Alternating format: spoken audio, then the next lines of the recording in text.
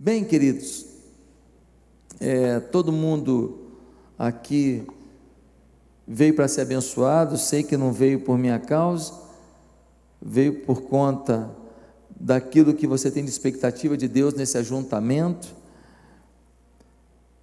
mas talvez alguns aqui tenham escutado falar de tudo que Deus realmente fez de muito lindo ali na nossa igreja.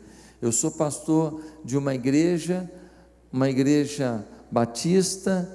É claro que para muita gente, quando olha para a gente, não vai acreditar muito que a gente é um batista tradicional, e outros não vão acreditar que a gente é pentecostal, ou seja, eu não sou nada.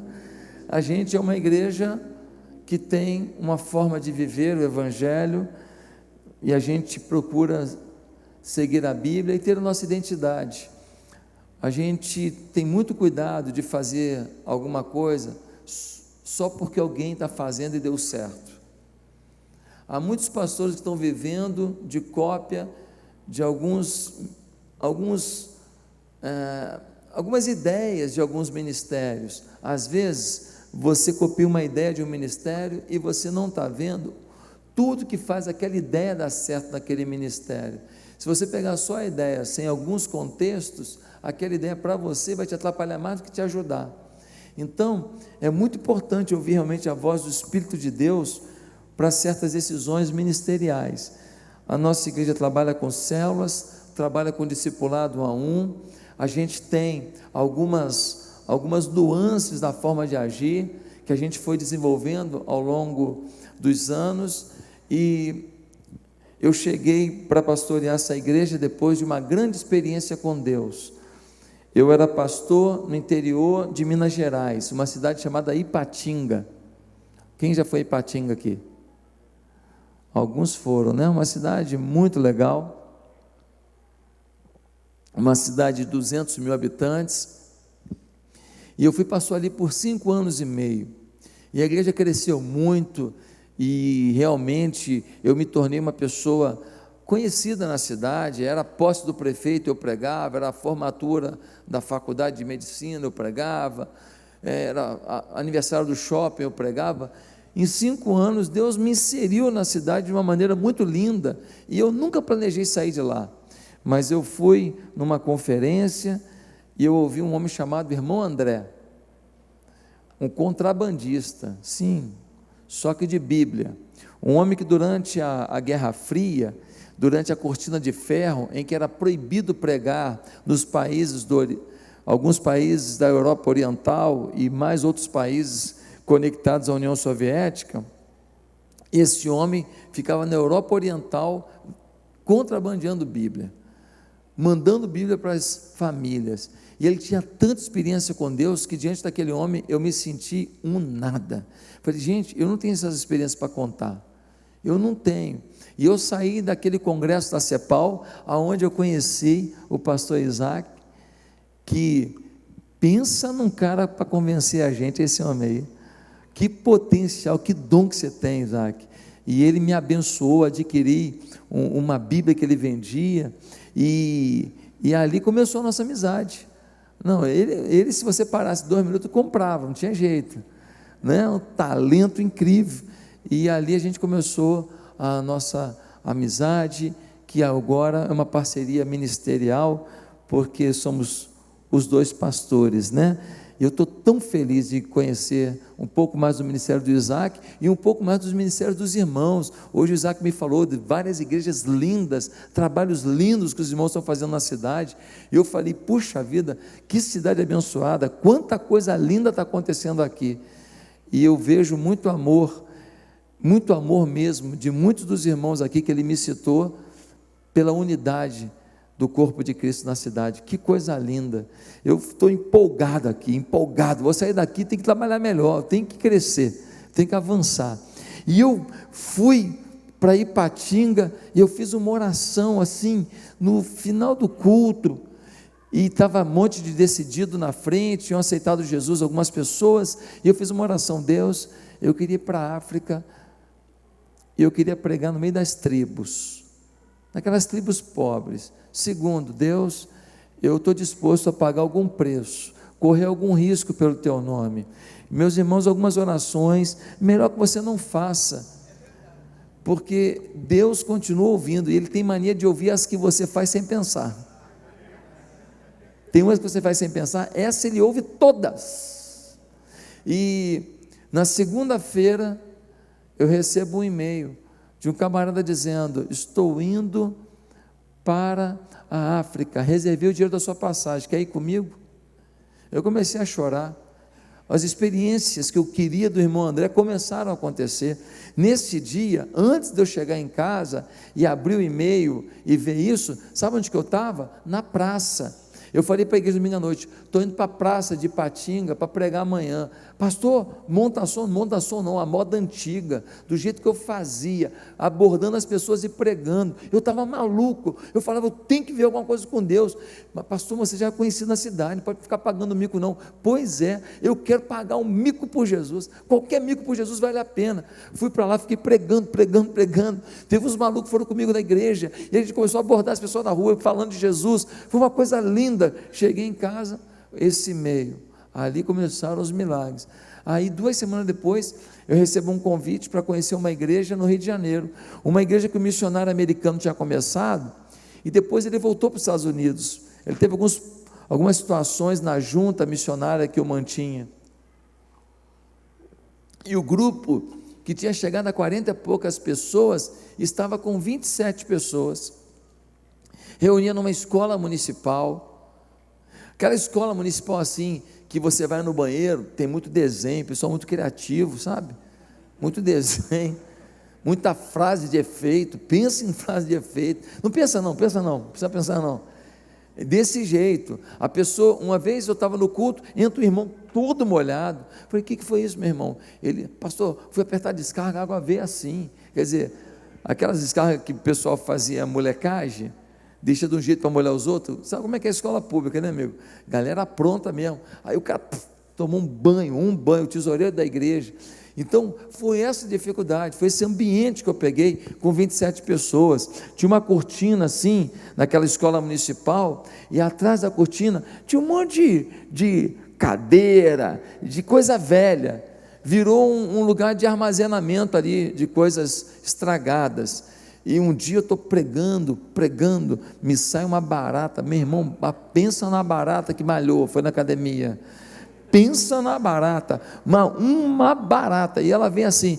Nesse dia a igreja estava lotada, tinha umas 35 pessoas, estava lotada, né? Então, quando eu vi aquela barata, eu falei: rapaz, essa barata subir na perna de alguém aqui, acabou o culto. E eu comecei a falar: meu, o que eu faço? Aí eu botei a mão para cima e falei: porque Deus, puf!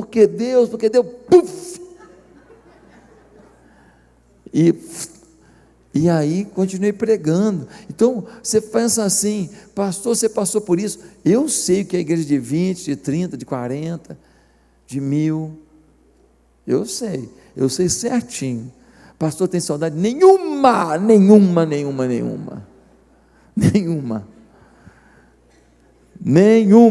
Se alguém tem, fique tranquilo, mas não tem. Foi muita luta, muitas situações que talvez eu passe algumas para você ainda hoje ao longo dessa mensagem. Bem, Deus foi nos abençoando, as coisas foram acontecendo. A gente saiu da escola municipal, foi para um hotel, do hotel a gente alugou uma casa, depois a gente alugou a casa do lado, a gente destruiu os fundos das 2 casas, fez um galpão para 850 pessoas, começou a lotar aquele negócio, e tinha 2 cultos e começou a lotar, e tinha 3 cultos e começou a lotar, e ficava fila de um culto para o outro, 2 ruas atravessando gente assim, esperando para entrar no culto. E Deus me deu uma visão de comprar um terreno aquele ano, e todo mundo falando: como é que vai comprar um terreno na Barra da Tijuca, pastor? Como é que vai ser isso? Era um terreno que tem 10 mil, mais 6 mil, 16 mil metros quadrados na Barra da Tijuca, e nós compramos. E hoje nós estamos lá, hoje nós somos 11.500 membros, tem 15 anos e meio que eu estou lá. Nós temos 14 igrejas hoje, e temos 2 igrejas no exterior, uma em Orlando, uma em Vancouver, e a gente não tinha a menor vontade de abrir outras igrejas. Eu só queria ter uma igreja. Eu sonhava, Senhor, quando eu tiver 200 membros aqui na Barra, já vai dar para ter uma igreja mais sólida, uma arrecadação melhor. Era o que eu sonhava, mas Deus foi alargando os sonhos, e hoje Deus tem feito coisas que realmente me impressionam. Olha, meu irmão, deixa eu te falar com toda sinceridade. A gente ano passado batizou. Por que eu estou te contando essas coisas aqui? Porque pastor gosta de saber dessas coisas. E se eu só pregar e eu não te falar essas coisas, você vai dizer, o cara vem aqui e não contou nada. Porque pastor quer saber as histórias, como é que está lá, o que você faz, o que acontece. Então eu estou aqui para edificar a tua vida. E eu queria te falar que ano passado nós batizamos só no Rio de Janeiro, fora as igrejas de outros estados e de outros países, 1.160 pessoas, 1.160, todas com curso de batismo, todos que viviam juntos, tiveram que casar para ser membro da igreja. Falou de casamento, tem alguém que não quer casar aí, revela aí, Senhor.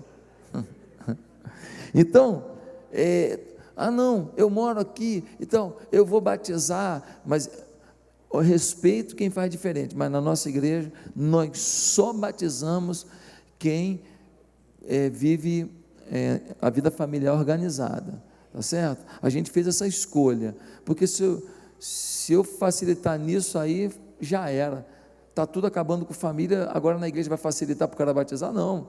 Mas eu aceitou Jesus, então prova, casa com essa mulher aí.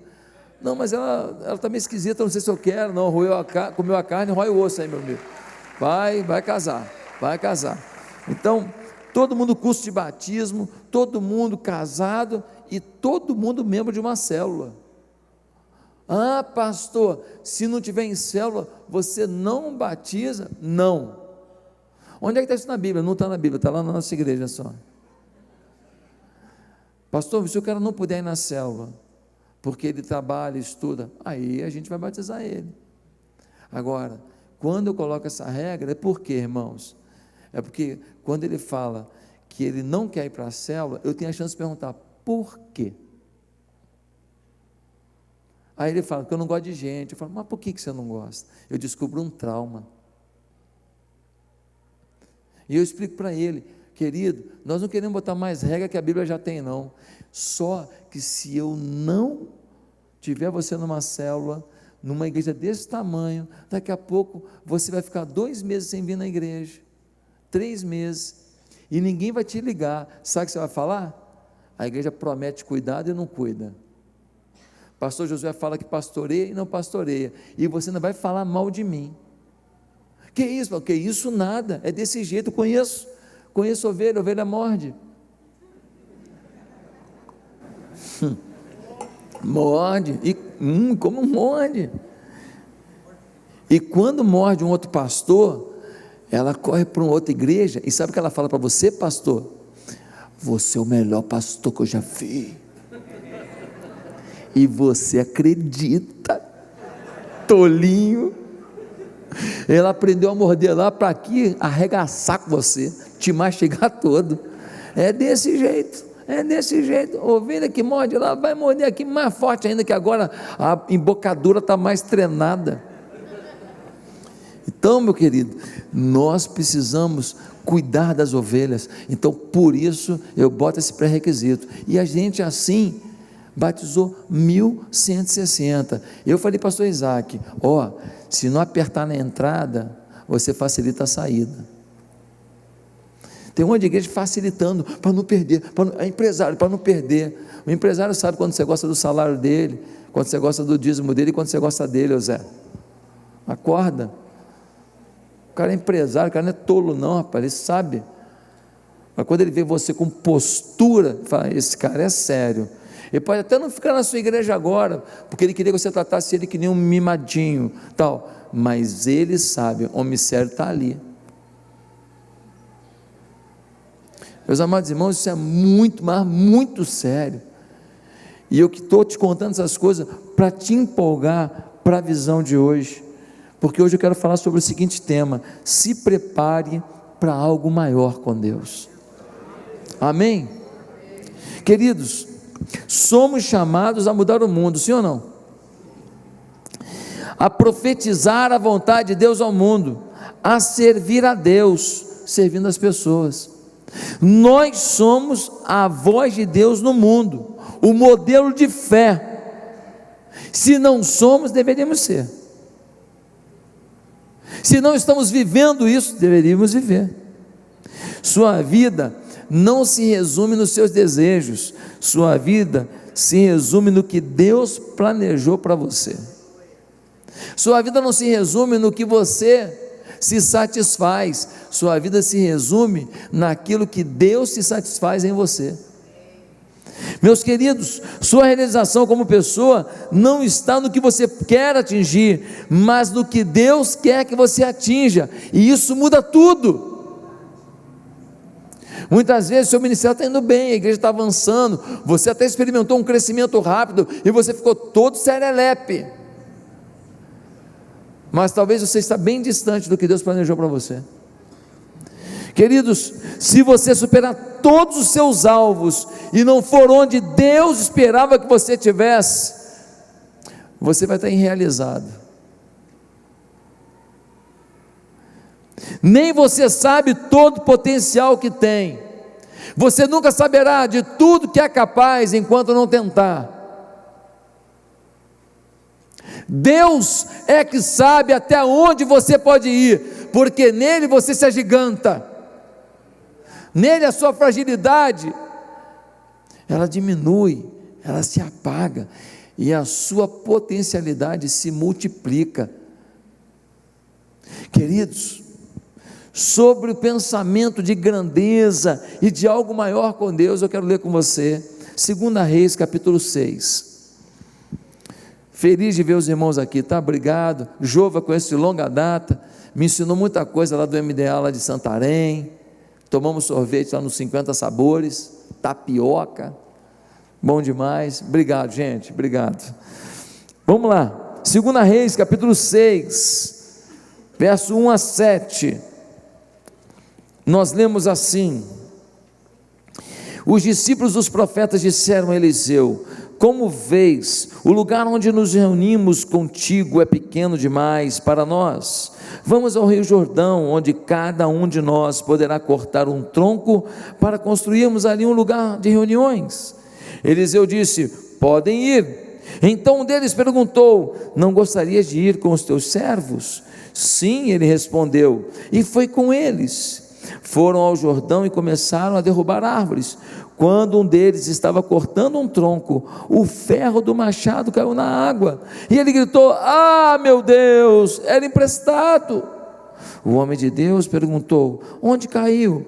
Quando o homem lhe mostrou o lugar, Eliseu cortou um galho e o jogou ali, fazendo o ferro flutuar, e disse: pegue-o. O homem esticou o braço e o pegou. Queridos, durante os dias de Elias e Eliseu, grupos de profetas foram montados. As principais cidades eram Betel, Jericó e Gilgal. Não se sabe ao certo o que era ensinado nessas escolas de profetas, mas tudo indica, pelo estudo da vida de Eliseu e de Elias, que era ensinado o entendimento das Escrituras, a prática da oração e a total dependência de Deus para situações sobrenaturais. Escrituras, vida de oração e dependência para o sobrenatural. É isso que nós vemos na vida desses homens, e é isso que era feito naquela escola de profetas. Era um lugar de muita oração, de muita adoração, de muito jejum, de muita palavra de Deus e de muita manifestação do Espírito Santo. Era um seminário que não estava tão preocupado de citar todos os teólogos da época. Era um seminário que não estava tão preocupado em apresentar todas as teologias desprezíveis da época. Era um seminário que estava preocupado em formar gente com o coração quebrantado, apaixonado, gente que ora, lê Bíblia e depende do Espírito para ver a manifestação do sobrenatural. Ponto final, ponto de exclamação, nunca ponto de interrogação. Meus amados irmãos, o ambiente da escola lembrava uma fraternidade. Sabe como é que os alunos da escola de profetas eram chamados? De filhos dos profetas. Não eram filhos que eram filhos no sentido biológico, eram filhos porque sabiam reconhecer paternidade, sabiam reconhecer liderança, sabiam dar honra àqueles que investiam em suas vidas. Se a igreja resgatasse esse princípio. Mas pastor, se você não ensinar, o povo também erra por desconhecimento.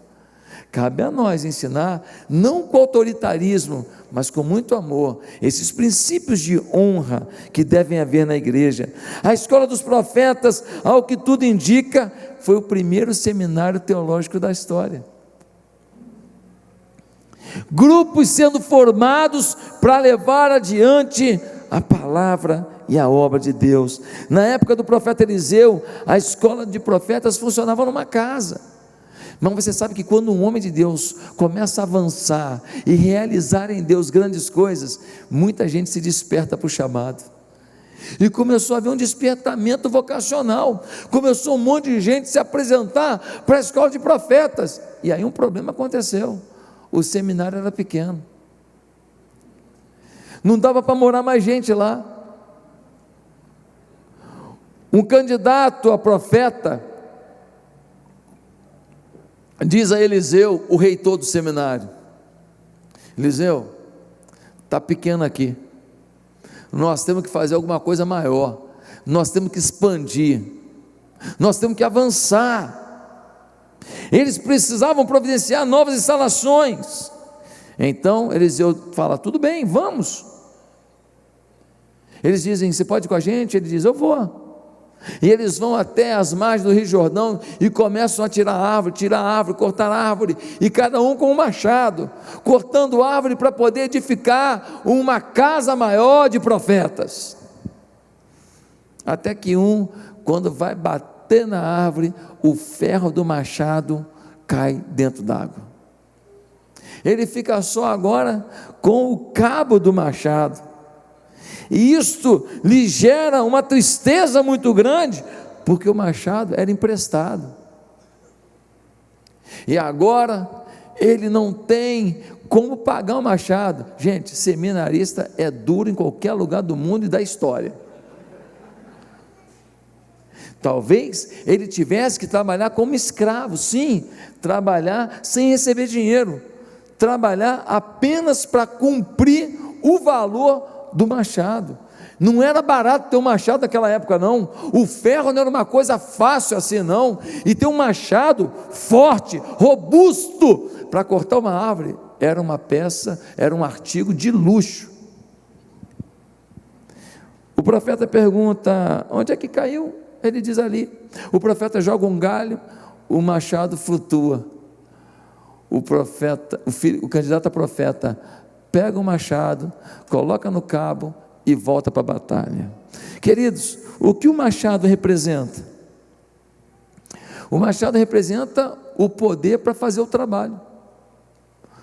Sem o machado, ninguém corta a árvore. Alguém corta a árvore com dente? Uma árvore dessa grossura? Alguém corta essa árvore com canivete? Daqui a uns 3 anos derruba. Essa árvore só pode ser derrubada com o machado. Sem o machado, nós não produzimos, nós não avançamos. Esse texto é rico de lições para a gente. Por quê? Porque nós precisamos perceber que sem o poder de corte, a gente não derruba as árvores. E o poder de corte na nossa vida é o poder do Espírito Santo. Sem o poder do Espírito Santo, a gente não corta as árvores.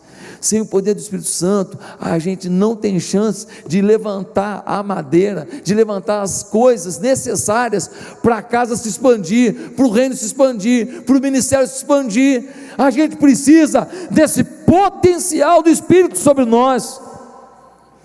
Nunca seremos capazes de servir ao Senhor de forma adequada sem o corte do machado. Podemos servir ao Senhor, podemos, não da forma adequada, não da forma que Deus planejou, não na intensidade que o Espírito espera. Podemos servir, e é por isso que muitas vezes a gente fala assim: estava indo bem a igreja e de repente aconteceu um problema. Não, teu machado perdeu o corte e você não notou. Por isso, meus amados, se você deseja viver algo maior com Deus, eu tenho alguns conselhos. Primeiro, tenha uma mentalidade empreendedora. Olha o versículo 1: como vês, o lugar onde nos reunimos contigo é pequeno demais para nós. Vamos ao Rio Jordão, onde cada um de nós poderá cortar um tronco para construirmos ali um lugar de reuniões. A casa de profeta ficou pequena. Alguém poderia falar assim: fecha as inscrições, não abra matrículas. Não é mais fácil fazer isso? Eu soube de um pastor que falou assim: nossa igreja cresceu muito, vamos agora dar um tempo na evangelização para a gente consolidar isso. Vai! A igreja parou de ganhar vidas e nunca mais aprendeu. Meus amados irmãos, nós precisamos ter uma visão empreendedora. Eu queria fazer duas colocações aqui, câmeras em mim. Primeira, se a Bíblia diz que você é a menina dos olhos de Deus, é a Bíblia que diz, sim ou não? Eu te pergunto, o que Deus ganha com o teu fracasso?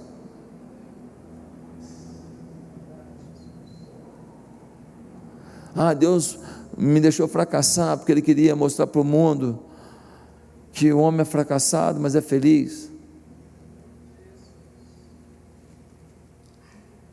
Uma fase de fracasso, eu até me permito entender, mas um fracasso ministerial não tem nada a ver com Deus. Segunda pergunta que eu queria te fazer, segunda colocação, câmeras em mim. A Bíblia diz que Deus amou o mundo, ou seja, Deus quer ganhar quem? Agora deixa eu te perguntar, algum pastor, algum ministério ganha o mundo sozinho? Então deixa eu te perguntar, como que Deus não quer que teu ministério floresça, se Ele tem um mundo para ganhar?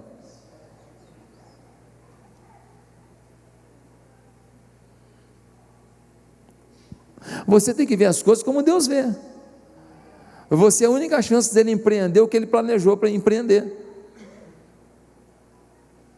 Se você fracassar, fracassou o projeto dele. Meus queridos, esse texto deixa claro que o crente tem que ter uma visão de crescimento, e o pastor, que é líder de crente, tem que ter uma visão de crescimento multiplicada. Meus amados irmãos, a percepção do discípulo, do profeta, foi extraordinária. Nós precisamos crescer, não é dizer que ninguém pode entrar, nós temos que ampliar a casa, para mais gente entrar, mais gente entrar para a igreja, mais gente entrar para o seminário, mais gente entrar para missões, mais gente entrar para as ONGs cristãs, que façam um trabalho relevante, mais gente entrar para a história. Queridos, a Bíblia nos motiva a crescer, a aumentar, a ampliar. Veja o profeta Isaías, capítulo 54, versículo 2: amplie o lugar da tua tenda e estenda-se as cortinas das tuas habitações, não o impeças, alonga as tuas cordas e fixa bem as tuas estacas. Agora no conselho do Novo Testamento, um de cada, não do Velho e do Novo.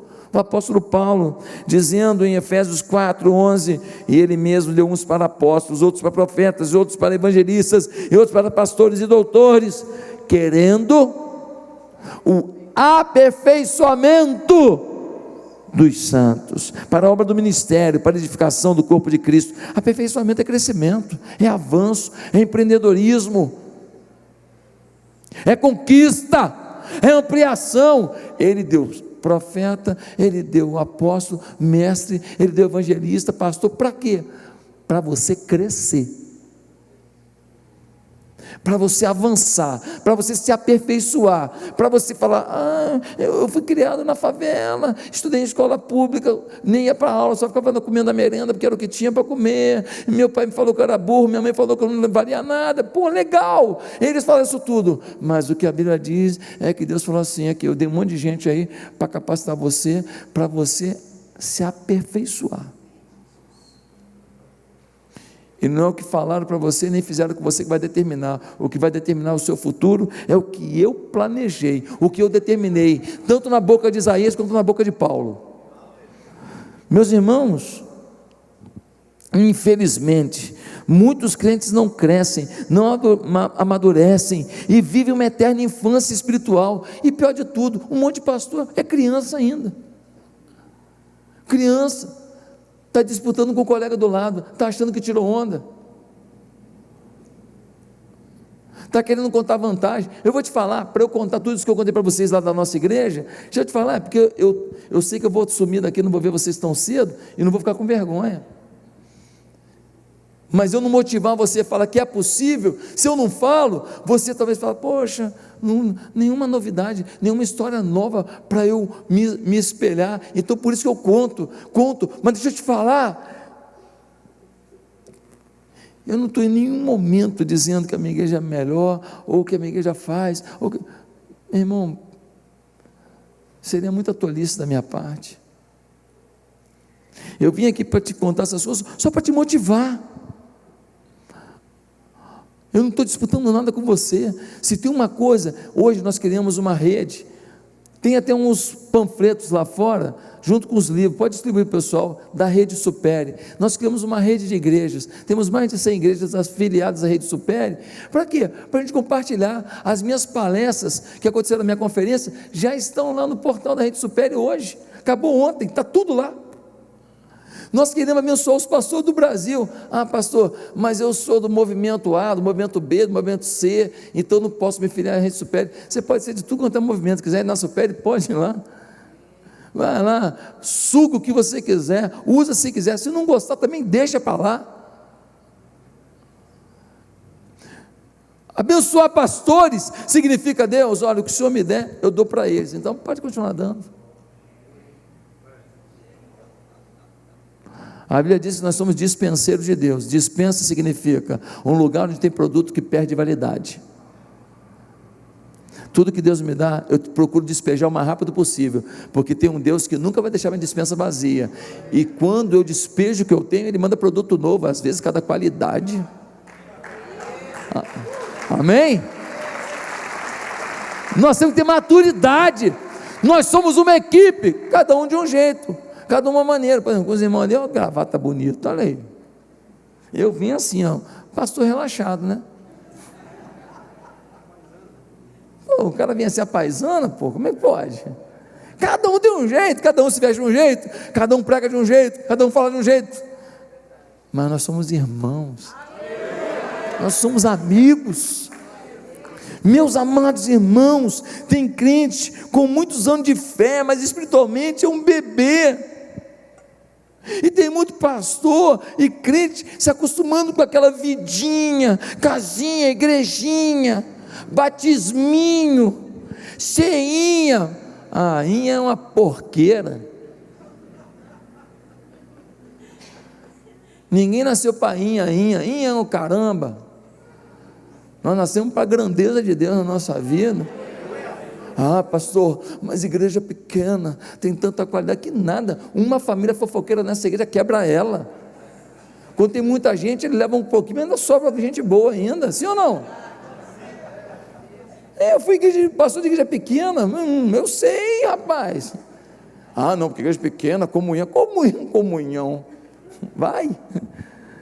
Não, meu irmão, é gente saudável, gente sonhando que faz a comunhão na igreja. São células fortes, são comunidades fortes. Gente, crente satisfeito sempre, conformado jamais. Pastor, você não está satisfeito? Não, Você está satisfeito? Não. Olha, 11.500 membros, puxa vida, poxa, está quitado o terreno de vocês têm mais um centro de convenções na Barra da Tijuca, só o centro de convenções vale uns 11 milhões, a nossa propriedade hoje vale mais de 50 milhões, igrejas, nossa igreja em Vancouver, começou agora no início do ano, já está com mais de 100 pessoas, abrimos uma igreja agora em Nova Iguaçu, está com 900 pessoas, tem um ano. Pastor, você está satisfeito? Satisfeito eu estou. E aí, conformado? Nunca. Sabe por quê? Enquanto tiver um perdido em Bragança, você não pode estar conformado. Você não pode. Enquanto tiver um perdido na sua cidade, você não pode estar conformado, porque nós somos os pastores que vamos mudar a cidade. Nós mudamos essa eleição, sim ou não? Mudamos, o presidente sabe disso, ele sabe, o povo evangélico foi determinante, essa eleição foi feita por você e por mim, nós juntos, nós empreendemos, nós lutamos, botamos a cara a tapa. Eu fui xingado de norte a sul, leste a oeste, foi lindo, muito elogio, muito carinho. Teve gente que me criticou que depois fez vídeo para prestigiar o presidente. Eu falei, filha da mãe, meu irmão querido, gente, talvez você esteja orando errado. Tem muito pastor pedindo a Deus o que Deus não quer dar, e não pedindo a Deus o que Deus está cheio de vontade de te dar. Sabe aquele cara que ele está pedindo a Deus para abençoar a empresa dele, para a empresa dele crescer, e na verdade o que Deus queria é que ele largasse a empresa para ser um pastor, ele ia ter 2.000 membros rapidinho? Sabe aquele cara que está pedindo para ser promovido, e o que Deus queria é que ele não fosse promovido coisa nenhuma, queria que ele fizesse aplicativo, que ele ia ganhar uns 20 milhões de dólares, e ia ajudar a sua igreja, aleluia, alguém recebe? Eu recebo. Mas o cara está orando errado, está pedindo para ser promovido. Tem gente que está pedindo a Deus um monte de bênção, nunca pediu para ser cheio do Espírito Santo. Quantos membros da sua igreja você fala assim, esse é cheio de Espírito, esse é cheio de Espírito? Se fosse batalhar naval, água, acertei. Água, acertei, sim ou não? Meus queridos irmãos, tem crente que nunca cresce, parece criança, fica magoadinho, para de dar o dízimo, não vou dar o dízimo, não parece coisa de criança? É nossa responsabilidade levar esse povo para a maturidade, ter uma visão empreendedora de vida, entender que eles têm que avançar, crescer, se aperfeiçoar. Agora deixa eu te falar, para crescer espiritualmente, tem que decidir. Se você não decidir, pastor, você também vai ficar pelo caminho, e nós vamos começar a ler Bíblia só para pregar sermão e dar estudo, e não para entender qual é a revelação do dia, qual é o recado da hora, qual é a proposta do momento. É muito fácil, pastor. Um dia o cara me falou que pastor pentecostal mente muito, fala que o anjo falou, que Deus falou nada, ele que sonhou, comeu muita rabada. Esse mesmo pastor me falou assim, e pastor tradicional é preguiçoso, pastor pentecostal sobe um monte, desce um monte, faz campanha, faz vigília, faz isso, faz não sei o que lá, e os caras ficam aí só pregando no domingo, fazendo uns gabinetezinhos. Eu achei que ele exagerou em tudo, mas me fez refletir. Tem muita gente trabalhadora, mas que não cuida do caráter, e tem muita gente que não avança porque é preguiçoso. Meus amados irmãos, para ser um campeão olímpico vai ter que ter uma renúncia muito grande, tem que trabalhar muito. Eu trabalho muito, hoje eu tenho 1.100 células no Rio de Janeiro, as 1.100 células, todas elas trabalham muito. Então você descansa mais, meu irmão, trabalho como um louco. Só que você trabalha com resultado, é um trabalho que te traz satisfação, empolgação, e não um trabalho que te frustra. Você está me entendendo? Queridos, nós temos que ter essa iniciativa de buscar a nossa vitória. Como esse homem falou: vamos até o Jordão, tomemos de lá cada um de nós uma viga e façamos ali um lugar para habitar. Vamos lá, nós vamos conquistar, nós vamos empreender. A iniciativa é sua, o mover é do Espírito. Segundo lugar, se você quer realmente realizar alguma coisa grandiosa, alguma coisa maior com Deus, eu queria te sugerir o seguinte: não caminhe sem parceiros com o mesmo propósito. No versículo 2 nós lemos assim: vamos ao Rio Jordão, onde cada um de nós poderá cortar um tronco para construirmos ali um lugar de reuniões. Ele não falou, vamos pegar só alguns. Ele não falou assim, vamos levar só os fortes, porque naqueles profetas devia ter uns caras musculosos e devia ter uns caras meio franzinos. Ele não falou isso. Por que ele não falou? Deixa eu te falar por quê. Porque quando você tem todo mundo trabalhando, tem hora que bate um cansaço em você, sim ou não? Alguém aqui já tentou cortar uma árvore, ou cortar um pedaço de madeira com um machado? Alguém já tentou? Quem já tentou? É fácil? Meu irmão, tem hora que você bate, conforme você bate, parece que você bateu num ferro, pum, chega a trepidar você bate, e a madeira às vezes nem olha para você, faz assim contigo, ó. Tem que bater com precisão, bater do jeito certo. É um negócio cansativo, é um negócio que se você fizer sem saber fazer, você fica com isso aqui tudo dolorido, meu.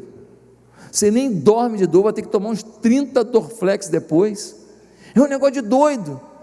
Então, ele sabia que numa hora que ele tivesse cansado aqui, cansou, ele olhar para o lado e ainda ia ter gente cortando a árvore. A obra não para porque eu estou descansando um pouquinho.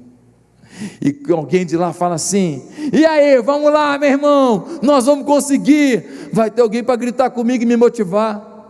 Mas quando você faz o seu ministério sozinho, quando você não reúne um grupo de pessoas na igreja, discipula, investe, dá para eles caráter cristão, mente de Cristo, valores do reino, sentimento, fraternidade, quando você não investe nisso, você só pega eles para trabalhar, vamos lá, evento, fazer, acontecer, fica todo mundo cansado, mas não há unidade. No fundo, daqui a pouco, você vai estar sozinho. Queridos, um cavalo, você bota 1 tonelada, ele puxa. Mas se você botar 2 cavalos, eles puxam 20 toneladas. Dá a impressão que um cavalo fala para o outro: e aí, quem vai puxar mais? O outro fala: sou eu. Não, sou eu. Juntos, eles multiplicam o seu potencial. Querido, motivados, um motivando o outro, a nossa força se agiganta. Eu preciso de membros da minha igreja, e eu preciso de amigos pastores, que quando a minha força for pequena, eles ativam o meu vigor. Eu preciso de gente que na hora que eu estiver meio abatido, na hora que eu estou meio fragilizado, ele bota um maçarico em mim e fala assim: vamos lá, deixa eu botar fogo aí.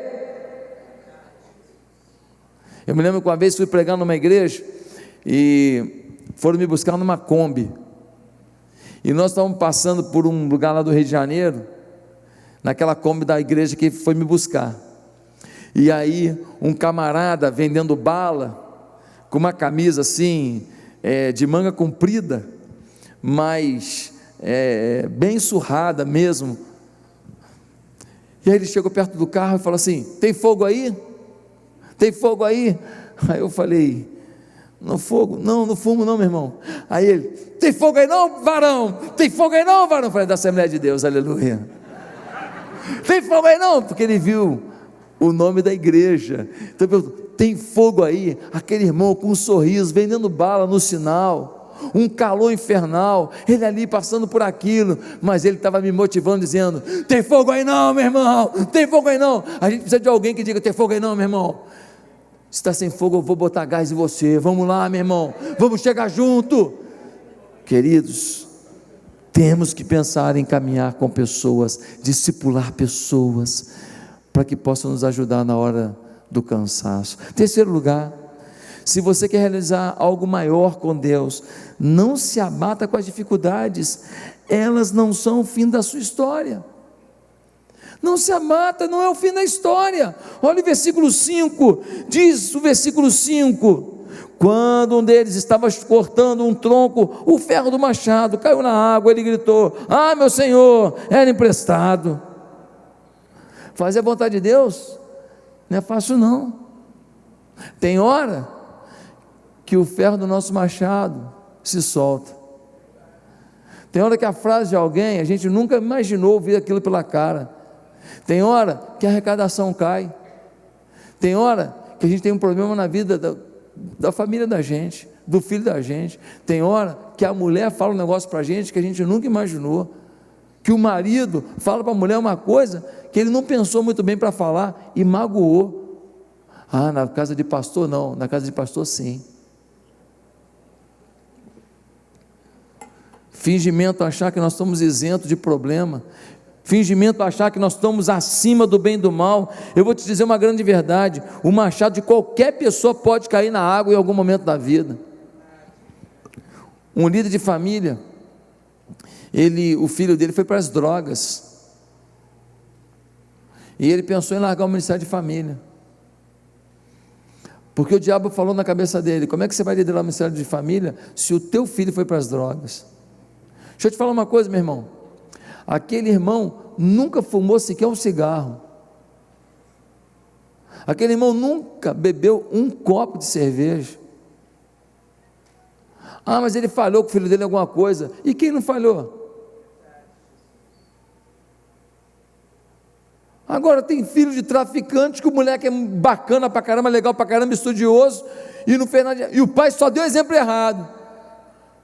E agora muitas vezes o diabo fica te pressionando para você se crucificar, porque o seu filho fez uma escolha errada. Deixa eu te falar, se você pensar assim, nós vamos ter que rasgar a história de Jó da Bíblia.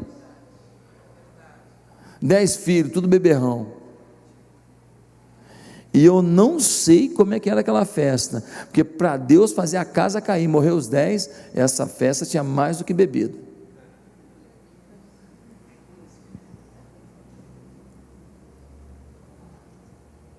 O homem mais santo da terra, sim ou não? Seus filhos escolheram um caminho, e agora o diabo vem roubar o ministério deles. Ei, você precisa entender uma coisa com muita clareza: não se abata com a dificuldade, não é o fim da sua história. Deus pode colocar 10 filhos na sua vida, Deus pode restaurar o seu casamento com a mesma mulher que um dia mandou você se matar, porque Jó teve disposição para pegar aquela mulher mais 10 vezes pelo menos. Sim ou não? A mulher que mandou tu se matar, depois tu ficar rico de novo, forte de novo, vigoroso de novo, tu olha para ela e fala assim: fala, megera. Eu acho que eu falava, irmão, mas Jó perdoa, fala: vamos reconstruir juntos. A perda de hoje não é o fim da sua história, queridos. Não se culpe, não se abata diante de uma perda ou de um fracasso. O machado da alegria talvez tenha saído da sua vida, o machado do avivamento foi embora, o machado da esperança, você nem sabe onde ficou.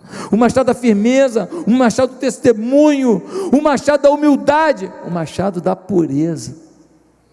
Você sabe que muitos de nós pastores, a gente começa a conviver com certos pastores que roubam a nossa pureza.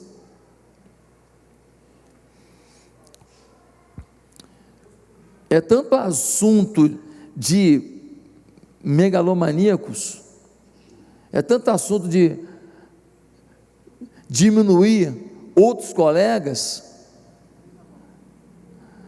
que você perde a pureza, e aquilo que você achava um absurdo, amanhã você está fazendo igual. Está faltando muita pureza no Evangelho do Brasil. Queridos, ainda há tempo de recuperar o seu machado. Ainda dá tempo de você achar onde que ele caiu, pegar de volta e falar: Deus, por favor, me devolve esse machado. Eu não sei onde caiu o seu machado. Eu não sei se foi no dia que você se frustrou em casa. Eu não sei se foi num dia que teve uma assembleia na sua igreja. Eu não sei se foi num dia em que tudo deu errado. Eu não sei se foi num dia que saiu uma revoada de gente da sua igreja uma vez só. Eu não sei onde você perdeu o seu machado. Eu queria te falar que Deus te mandou hoje, decretar sobre a tua vida, que o teu machado está voltando para a tua mão, e que as árvores do teu caminho serão derrubadas, e que o poder cortante do Espírito Santo está sobre a tua vida. E eu não estou fazendo aqui jargão, eu não estou aqui fazendo uma repetição de frases de efeito, eu creio nisso, irmão. E vou te falar mais, tem gente que olha para mim e fala assim, pô, o cara é campeão, né? Vencedor, Real Madrid. Você não sabe de nada, você não sabe as coisas que eu já passei, as lutas que eu já vivi, as lutas que eu enfrento, os medos que eu tenho e os medos que eu já tive. Pastor, me dá um conselho então, você que já passou por situações difíceis assim e passa. Nunca faça do seu povo a descarga da sua dor. Eu não vou para o púlpito para falar, estou frustrado, vocês não querem nada, minha vida não dá nada certo, não. Antes de subir para um púlpito, nos dias mais tristes da minha vida, eu pedi a Deus, tem misericórdia. Esse povo que está aí, também está enfrentando luta, e não pode sair daqui sem esperança. Esse povo está aí, está confiando que eu tenho alguma coisa para falar para eles, que vai levantar seus corações, para eles saírem daqui e fazerem diferença. Senhor, tem misericórdia da minha vida. E quando eu chegava no púlpito, chegou o campeão, por causa do Espírito Santo, por causa do poder cortante, o machado está na mão de novo. Ninguém sabia que de madrugada, de sábado a domingo, a lágrima rolou pela minha face, porque naquele domingo, eu tinha uma alegria em Deus, uma esperança em Deus, para falar para ele, você que chorou, como eu chorei, acredite, Deus continua sendo Deus, aleluia, continua sendo Deus. Meus amados irmãos, você sabia que tem muita gente cantando, profetizando, fazendo conferência, agariando um monte de seguidores de redes sociais e de canal do YouTube, gente que para ir numa conferência tem que dar uma grana preta e tudo. Deixa eu te falar, perdeu o machado há um tempão. Faz barulho, porque o pedaço de pau sem o ferro do machado batendo na madeira faz barulho, mas não corta. Está pregando um barulho danado, mas não muda o coração de ninguém, porque sua essência não inspira. Canta para as multidões, canta, mas não encanta. Perdeu a sua essência, não inspira. Queridos, nós precisamos pegar o nosso machado. Mas em quarto lugar, se você quer realizar grandes coisas com Deus, não esqueça que o seu machado é emprestado. Versículo 5 diz que o machado caiu na água, ele gritou, meu Deus, é emprestado. Sabe qual é o problema de muitos de nós? É que nós ainda não entendemos que tudo que a gente realiza é porque o Senhor nos emprestou um machado.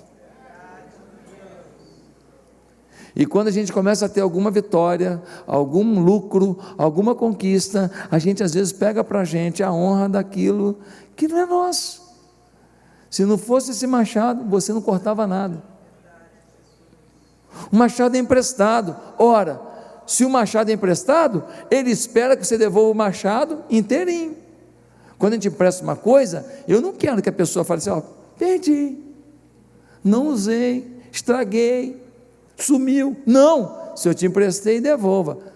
E se eu te emprestei em boas condições, devolva em boas condições. Já imaginou? Você empresta o carro para a pessoa, ele devolve para você sem os 4 pneus, olha, estou te devolvendo aí, mas só teve um detalhezinho, resolvi tirar os pneus.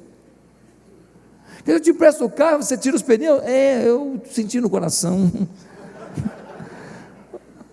Miserável, é horrível pegar algo emprestado e perder, estragar. Por isso o profeta ficou desesperado. Muitos acham que seus machados são próprios, esquecem que se Deus não agir, não vai dar certo.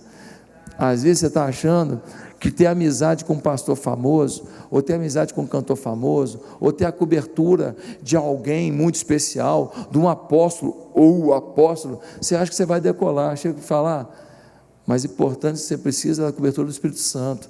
Você pode ter referências, pessoas que te inspiram, conselhos interessantes. Como eu falei, não caminhe sozinho, caminhe com pessoas que te motivem. Mas deixa eu te falar, o que você precisa saber é que você tem uma conexão com Deus, e esse Deus vai te emprestar o que você precisa. Aquele discípulo do profeta Eliseu ficou aflito, porque ele teria que dar contas. Você vai dar conta, hein? E você sabia que tem muito pastor que o Senhor emprestou para ele algumas ferramentas que ele não está usando? Tem coisa no seu ministério que se você fizer, você decola. Pastor, eu queria descobrir o quê? O senhor tem alguma bola mágica aí? Não, não tem bola mágica não, mas se você parar de jogar bola para orar,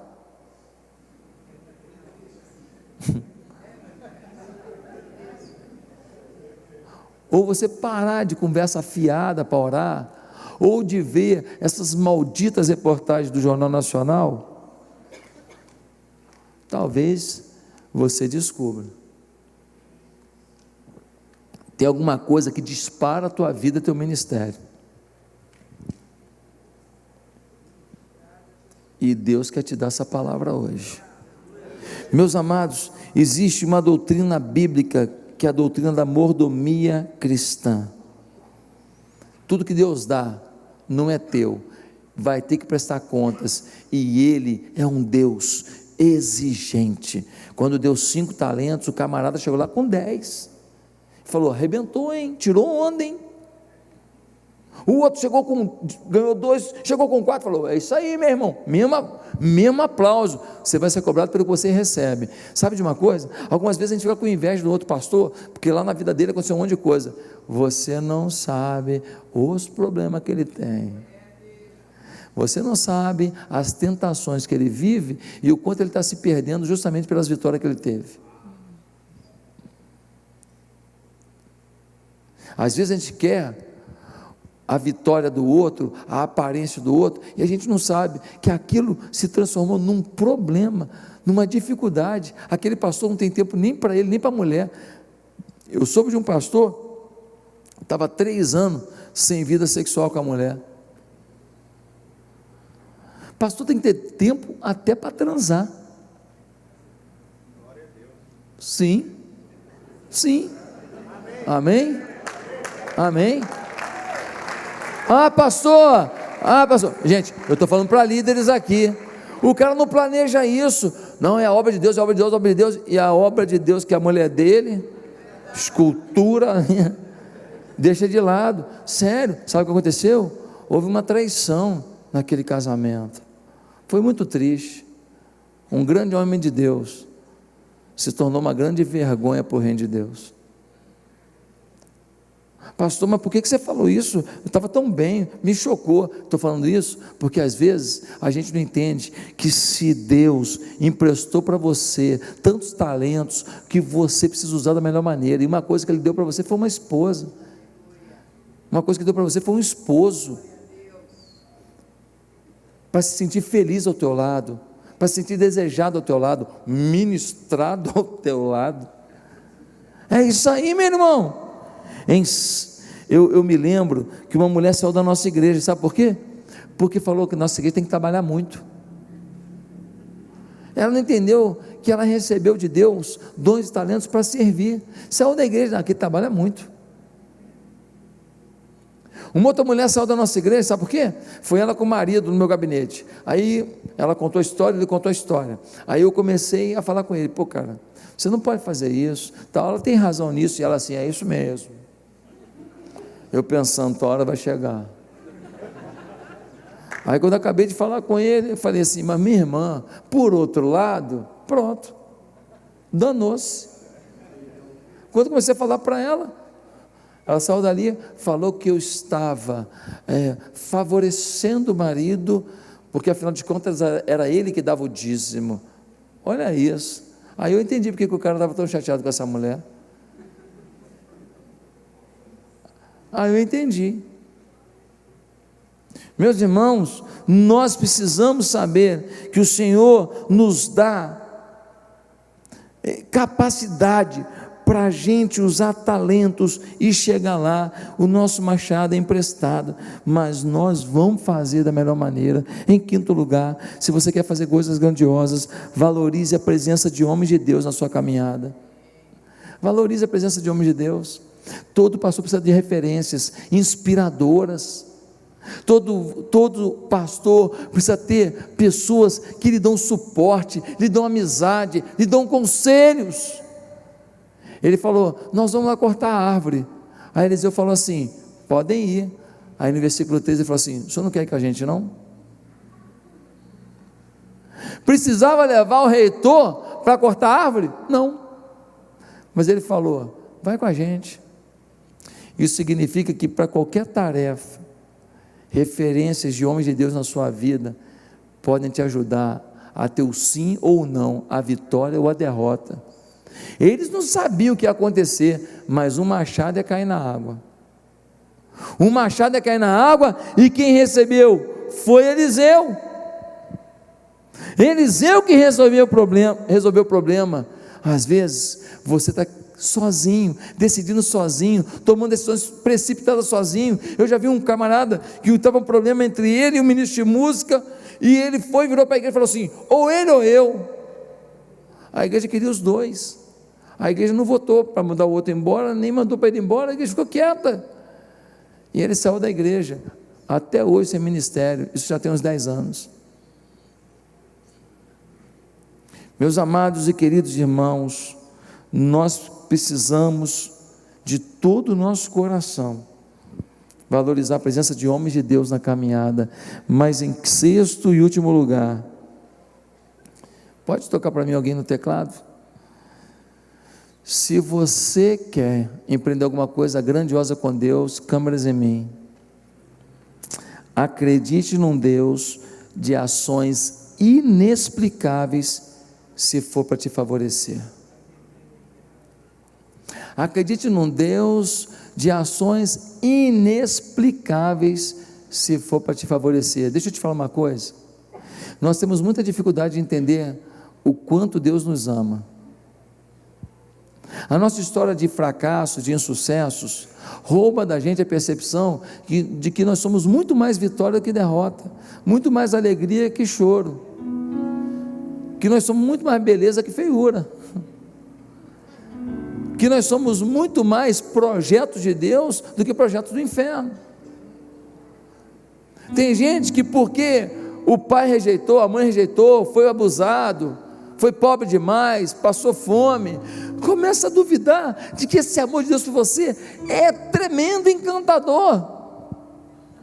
E esse Deus é capaz de ações inexplicáveis, só para te favorecer. Pastor, por que você está dizendo isso? Por quê? Porque no versículo 6 diz assim: o homem de Deus perguntou: onde caiu o machado? Quando o homem lhe mostrou o lugar, Eliseu cortou um galho e o jogou ali, fazendo o ferro flutuar. Gente, faz algum sentido para um ferro que caiu no fundo de um rio, você jogar um galho em cima? Inexplicável. Mas por que Deus fez isso? Por que o profeta falou para jogar? E quando ele jogou o galho na água, todo mundo olhou para o galho, e o galho boiou. As pessoas fixaram o seu olhar no natural. Mas a partir daquele momento, Deus estava ensinando: faz o teu natural, faz o teu potencial, faz o que é previsível, mas aguarde. De repente, o ferro começou a flutuar.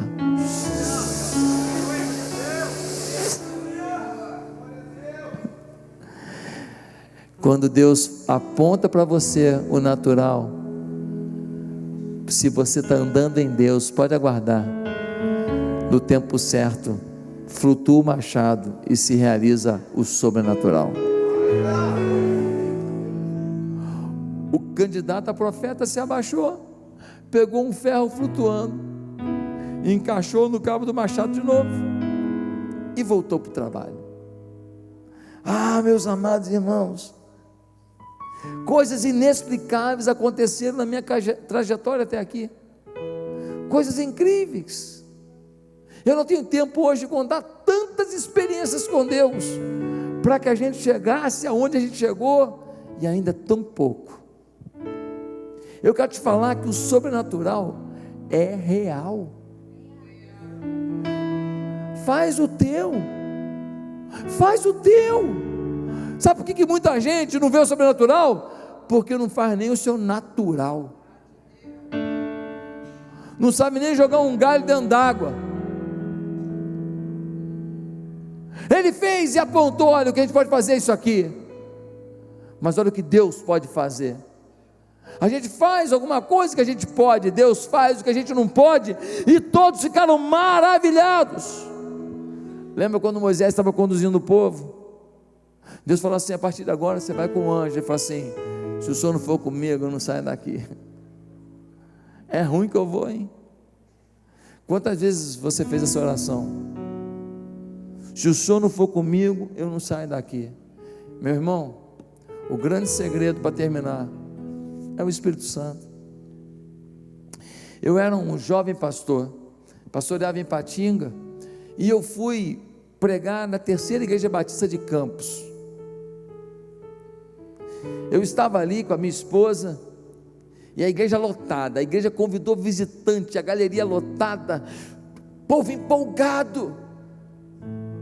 Já tínhamos tido decisões no dia anterior, no outro dia também, era sexta, sábado, domingo, mas nesse domingo, a igreja estava lotada, gente em pé, bateu um peso. Tinha uma banda cantando, não sei se você conhece, Banda e Voz. Quem já ouviu falar do Banda e Voz? Você tem mais de 50 anos, Deus te abençoe, glória a Deus. E o Banda e Voz cantando, e eu frio. Pensa num negócio esquisito. E o Banda e Voz cantando, e eu ali insensível. E eu fiz uma oração. Falei: Senhor, eu vou passar vergonha, mas se eu não sentir o teu Espírito, eu não vou subir naquele púlpito. Senhor, os caras estão cantando, música bonita, eu estou desligado, eu não estou te sentindo, eu não estou tomado. Senhor, faz alguma coisa, senão eu não vou subir. Eu vou pedir ao pastor para cantar mais uma, ficar cantando aqui, até acontecer. E aí o Banda e Voz foi cantar a última música, e foi a primeira vez que eu escutei aquela música, Deus cuida de mim. E quando começou a cantar, Deus cuida de mim, a sombra das suas asas, Deus cuida de mim. Gente, começou um negócio a formigar no braço, foi subindo a cabeça, a orelha, tudo pegando o corpo, o pulmão parecia que explodiu, o coração começou a bater mais forte. Eu comecei a sentir um toque de Deus, eu fui tomado ali, as lágrimas desciam, a paixão me tomou. Eu falei: meu Deus! E eu fiz uma oração simples: obrigado, agora eu subo. Naquela noite, quando eu preguei um sermão simples, bíblico, evangelístico, parecia que as pessoas me pediam: encerra logo para a gente decidir, não precisa nem continuar não, a gente já quer aceitar Jesus. Era uma coisa que superava o que eu dizia, superava o que eu planejei, superava a minha presença, era alguma coisa que era além de mim. Eu sabia que eu ali era descartável.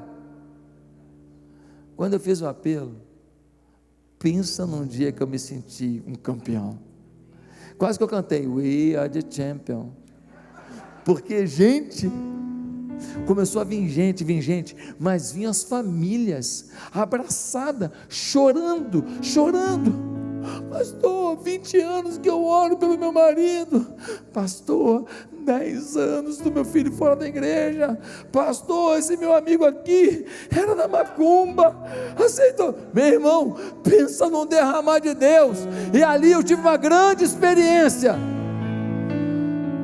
Não faça na carne,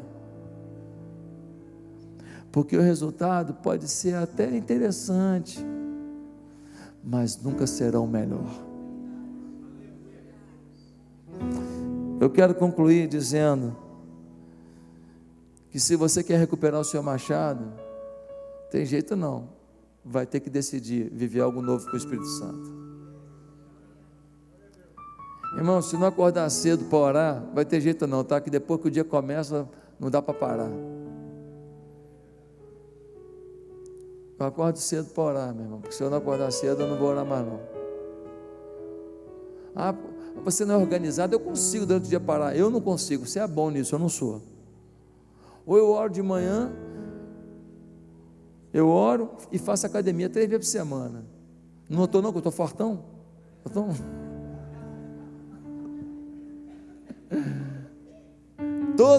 3 vezes por semana academia. Porque senão fica tudo ruim, né? Fica tudo enferrujado, estragado. Mas a coisa mais importante é a oração, leitura da Bíblia.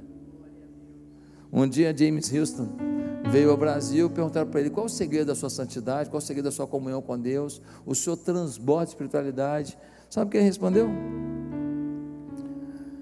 Eu leio a Bíblia todo dia, eu tenho um tempo de oração todo dia, aos domingos eu não falto aos cultos, e não falto no dia da ceia do Senhor. Aquele grupo de pastores ficou com cara de paisagem. Perguntar para o cara, vai falar essa bobagem. Quem que não sabe isso? Qualquer criança ensina isso. Pois é. É só isso que funciona. Se você está querendo ir para uma conferência lá na Bethel, porque lá você vai receber o avivamento, vai gastar dinheiro à toa, irmão. Vai para Disney. Pô. Você está achando que você vai lá para Hillsong, Austrália, vai voltar, pô, cantando bonito? Ô irmão, vai para Londres. Não é uma conferência, não é uma unção que tem em algum lugar que vai mudar a tua vida. O que vai mudar a tua vida é teu quarto, irmão.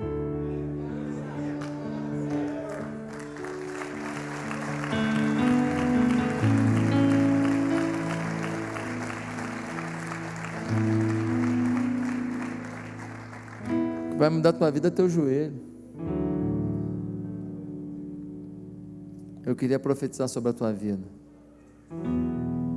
Se hoje Deus colocou um machado novo na tua mão, se hoje Deus falou com você, cara, teu machado tinha caído, pega ele de volta. Queria que você viesse aqui ao altar, só queria orar por você para encerrar esse dia.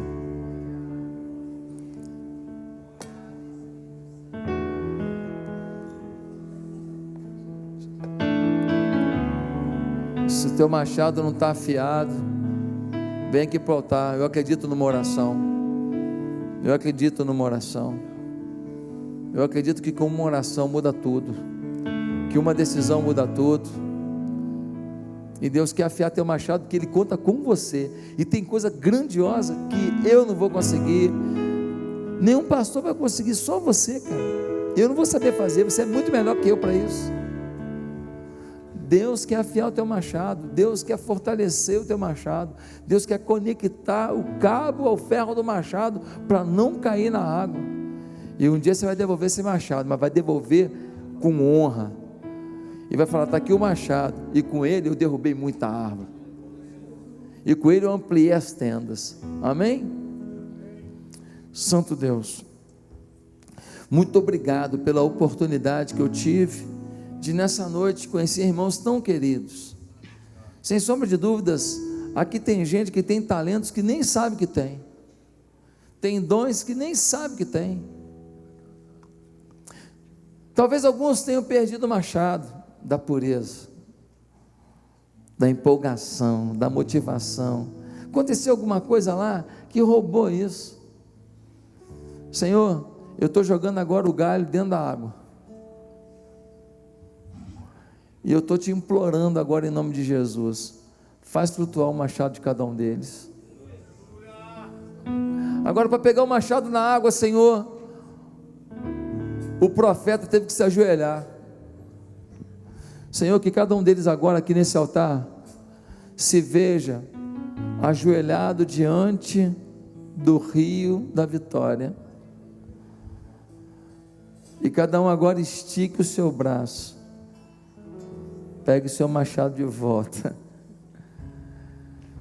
fecha a tua mão, meu irmão, teu machado está na tua mão, teu machado está de volta. Senhor, agora manda um anjo aqui,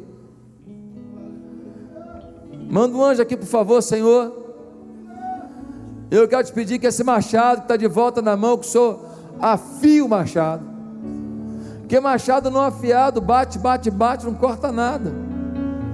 Senhor, afia o machado, trabalha o machado, aprimora o machado, faz cada um se sentir com o machado afiado. Eles são a resposta à oração de um povo, eles são a resposta à oração dessa cidade.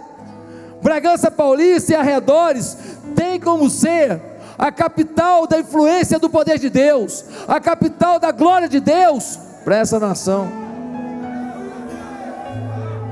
Que os teus filhos voltem para casa, governados por uma expectativa poderosa. O machado está na minha mão e está afiado. Aonde eu bater vai ter corte, aonde eu bater vai ter vitória, aonde eu bater o Espírito vai agir, e na dependência dele eu vou seguir. Abençoa os casamentos, abençoa os filhos de cada um aqui, repreende as ciladas do devorador, e tira, ó Deus, o espírito de culpa deles. O que foi, o que errou, a besteira que falou, pode pedir perdão ainda, mas chega de se culpar. Senhor, que o renovo do teu Espírito tome agora cada mente, para que haja a mente de Cristo, e cada coração, para que tenha a paixão de Jesus. Leva os teus filhos, que vão mudar a história de suas cidades, em o nome de Jesus, amém e amém. Que Deus te abençoe. Obrigado.